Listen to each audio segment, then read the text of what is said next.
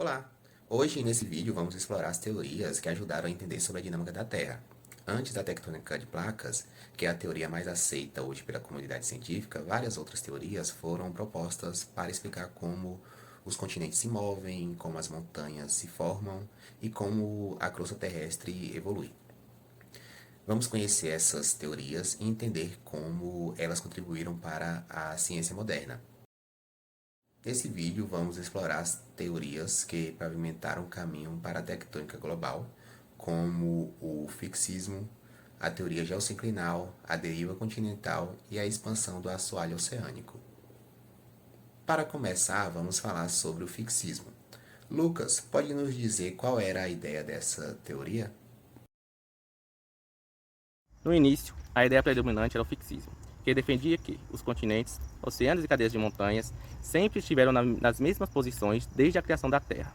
Essa visão, muitas vezes associada ao criacionismo, considerava que as espécies eram imutáveis e que a Terra era estática. No entanto, com o avanço das observações geológicas, essa teoria começou a ser questionada. Geólogos como Georges Cuvier propuseram o catastrofismo, sugerindo que eventos catastróficos causavam mudanças repentinas na Terra. No entanto, Charles Lyell contestou essa ideia, defendendo que os processos geológicos eram lentos e graduais. Apesar disso, o fixismo ainda não conseguia explicar as evidências de movimentos horizontais dos continentes. A teoria geossinclinal terá sido primeiro enunciado por James Hall, sendo mais tarde estabelecido por James Dwight Dana como teoria explicativa da formação da cadeias de montanha. O conceito baseava-se no princípio de que a direção de qualquer cadeia de montanhas corresponderia à depressão onde se teria acumulado os sedimentos que mais tarde levariam à sua formação. Baseando-se na estratigrafia dos Apalaches, Hall explicava a acumulação de uma tão espessa sequência sedimentar através da subsidência da crosta, provocada pelos pesos dos sedimentos, a depressão ou fossa em que se iam acumulando iam continuamente afundando. Alguns cientistas da época questionavam Hall de como os sedimentos acumulados no geossinclinal se elevavam para formar uma cadeia de montanhas. Hall respondia que o levantamento acontecia devido à sedimentação. Só com a contribuição de Dana, a teoria ficaria completa ao explicar que durante o colapso do geossinclinal, a pressão lateral originava grandes dobramentos e falhas, formando um grande conjunto de dobras que designou como sinclinário. Mas havia uma divergência de opiniões, que enquanto para Hall a acumulação de sedimentos provocava a subsidência, para Dana a subsidência permitia a acumulação de sedimentos. De uma forma sucinta, a teoria generalizada de Hall e Dana defendia que a formação de cadeias de montanhas decorria em duas etapas. Uma preparatória, de sedimentogênese, em que os sedimentos se iam acumulando numa depressão designada por geossinclinal, local onde teria origem a futura cadeia de montanhas, e que iria sofrendo subsidência à medida que mais sedimentos se acumulavam, resultantes da erosão das áreas continentais imersas vizinhas à subsidência.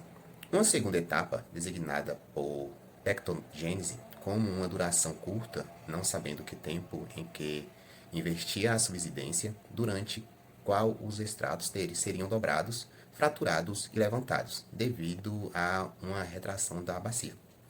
Geossinclinal era definido como uma depressão estreita localizada na margem de um continente, cujo enchimento iniciava o ciclo orogênico.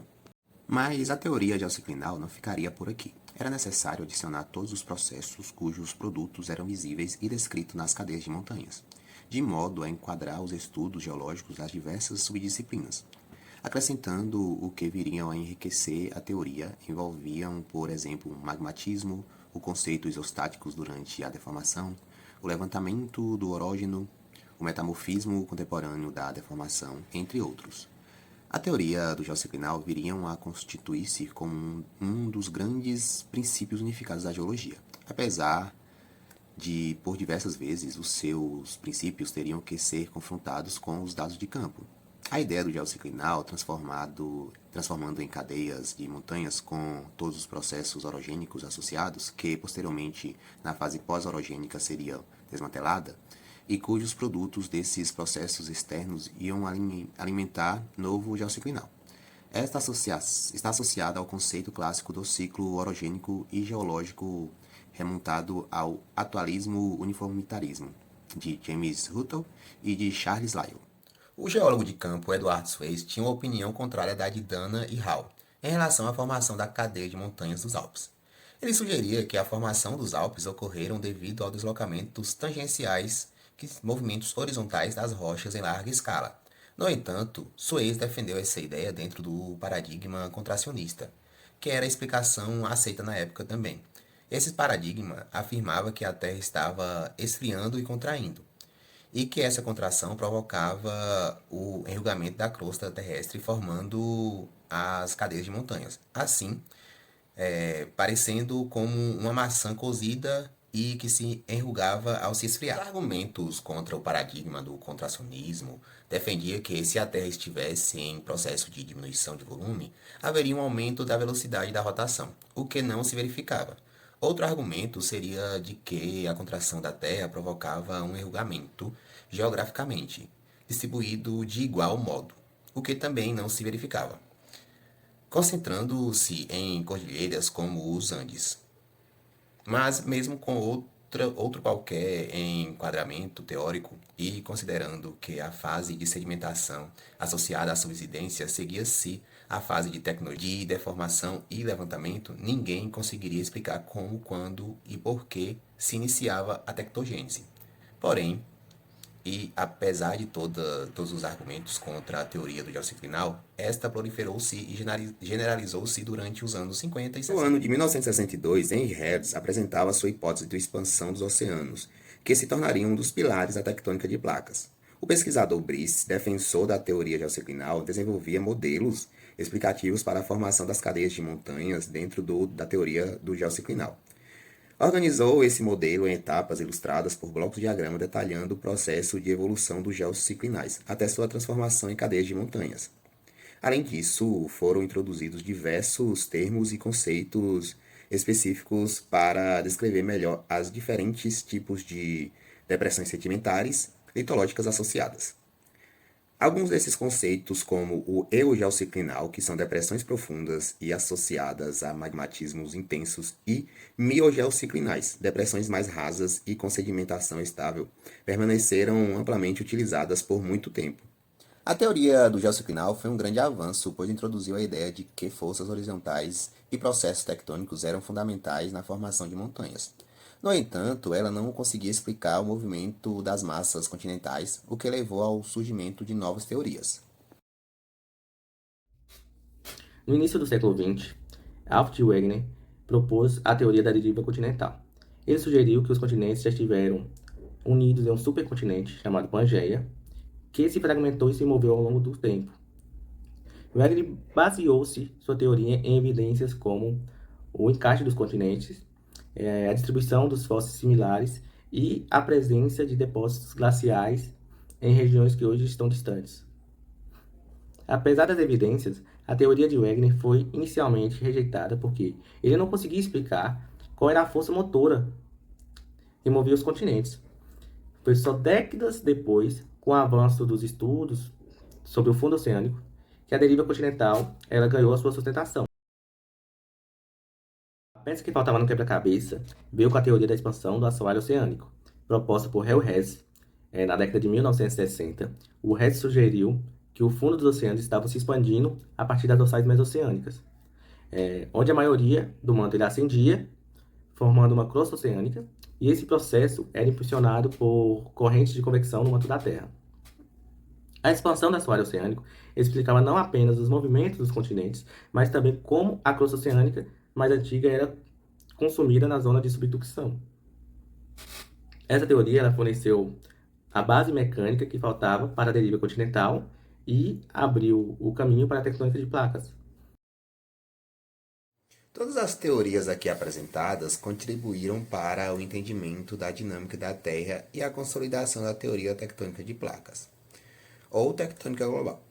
O fixismo, mesmo com a visão baseando-se no criacionismo, de que tudo é igual desde o dia que foi criado, mesmo equivocada, essa teoria foi importante porque estabeleceu um ponto de partida para as primeiras observações geológicas sistemáticas. A teoria geociclinal, proposta como uma explicação para a formação de cadeias de montanhas, teve um papel fundamental ao reconhecer que as montanhas eram formadas por processos tectônicos e sedimentares, preparando o terreno para explicações mais avançadas. No entanto, ainda não se sabia exatamente o que causava essas forças laterais, preparando o terreno para explicações mais avançadas. Wagner, apresentando a hipótese da deriva continental, sugerindo que os continentes já formaram uma única massa de terra, chamada Pangeia, que se fragmentou afastando ao longo do tempo, baseou sua teoria em evidências fósseis geológicas e paleoclimáticas, mostrando semelhanças entre continentes,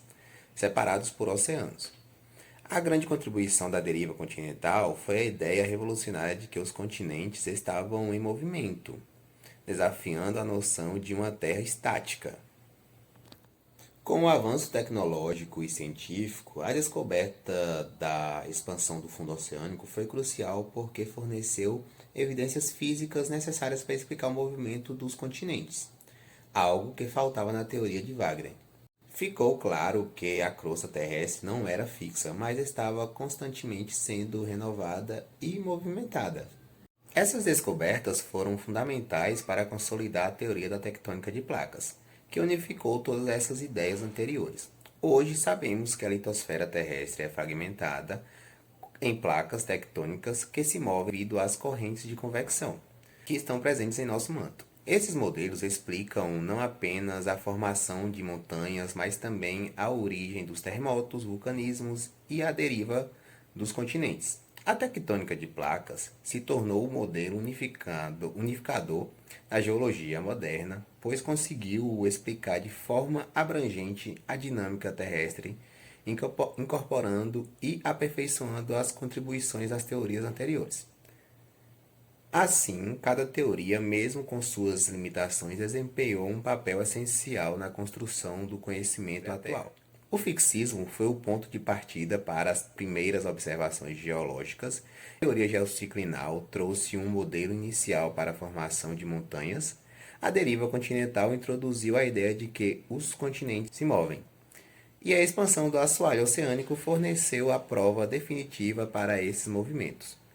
Com a tectônica de placas, finalmente, uma teoria sólida e amplamente aceita para compreender a evolução do planeta.